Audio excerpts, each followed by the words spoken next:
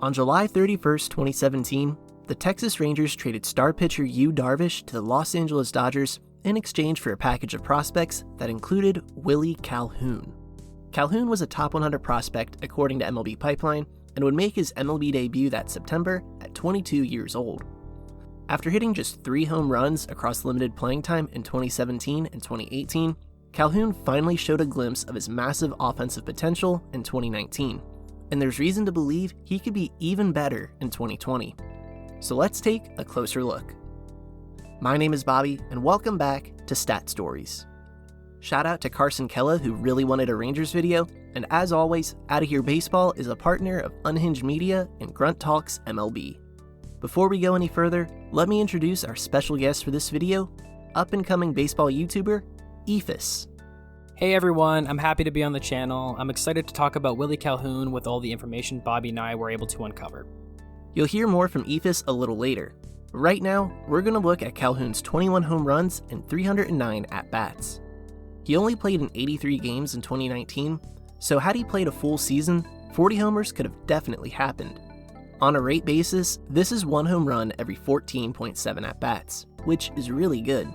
For context, Nolan Arenado was hitting homers at a slightly higher rate, while Ronald Acuna Jr. was slightly lower.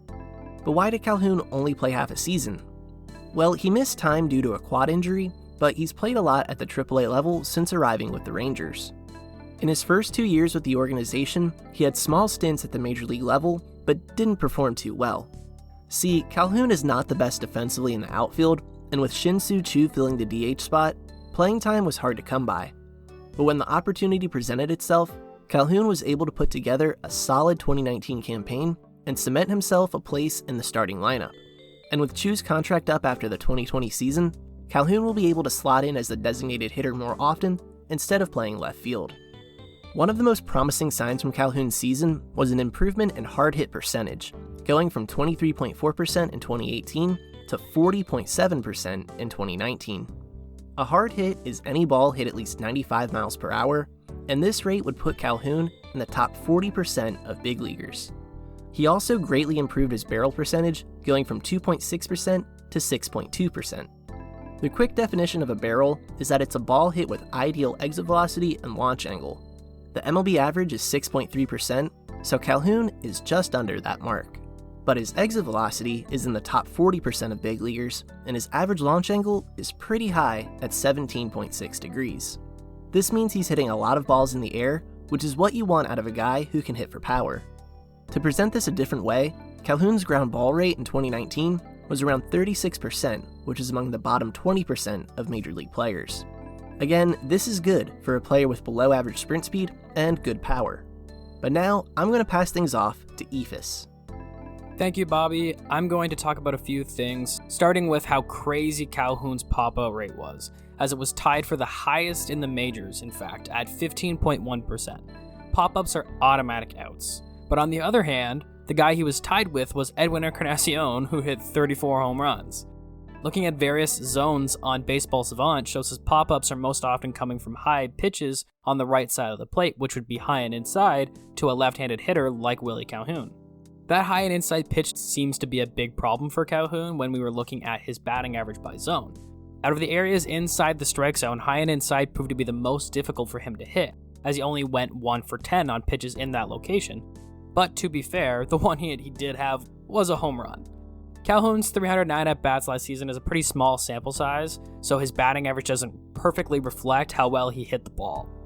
Looking at his expected batting average by zone, which takes into account exit velocity and launch angle of the batted ball, the high and inside strike zone is the only part of the strike zone where Calhoun hit below 200. But why not take things one step further and show his expected batting average on contact, which takes strikeouts out of the equation? The only pitch he struggles to hit inside the strike zone is high and inside, and the only pitches he struggles to hit outside of the strike zone is high and inside. You'll notice that Calhoun hits pitches outside the strike zone better than he does that are high inside the strike zone. And that speaks to just how talented of a hitter he really is. He's able to make contact on pitches that are that high and out of the zone. Calhoun really just makes a ton of contact. On pitches in the strike zone, he swings a bit more often than the average major leaguer. But in terms of contact on strikes, Calhoun is more than 6% better than the MLB average. As for chasing pitches outside of the strike zone, Calhoun doesn't do so much more than the average hitter.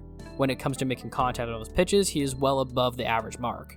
Now you may be thinking about how this plate discipline affects his walk and strikeout rates, as you'd expect. Calhoun walks less than the average big leaguer, but also strikes out less. Keep in mind that Calhoun was only 24 years old in 2019 and has yet to play a full season in the majors, so these rates could easily change as he gains more experience or as pitchers start to figure him out more. Back to you, Bobby. Thanks, Eephus. There are clearly a lot of things to like about Willie Calhoun. He makes a ton of contact on pitches no matter where they're thrown, and he hits them hard and in the air. But as we've already said, we haven't seen Calhoun play a full major league season, and we sadly won't be able to for a little while longer, as 2020 will have a much shorter schedule. The thing I'd be most interested to see is what would happen if he was a bit more selective in what pitches he swung at. I'll bring these two charts back up. Calhoun hits the low ball outside of the strike zone pretty well when he makes contact, but the fact is, those pitches are still tougher to hit and aren't exactly the best to swing at. But hey, if it ain't broke, don't fix it. If Calhoun were to repeat his 2019 season, no one would complain. You just have to wonder if the best is yet to come from Willie Calhoun. Before you go, big thank you to Eephus for joining me on this video. It was a pleasure, and thank you for welcoming me onto your channel to work with you on this video and the one we did on my channel about Dansby Swanson. I post multiple videos a week talking about different things regarding baseball, like player evaluations, team predictions, reviews of trades and signings, among other topics. If you come over from Bobby's channel and check out some of my videos, let me know in the comments. I would love to see if you guys are interested in my content too.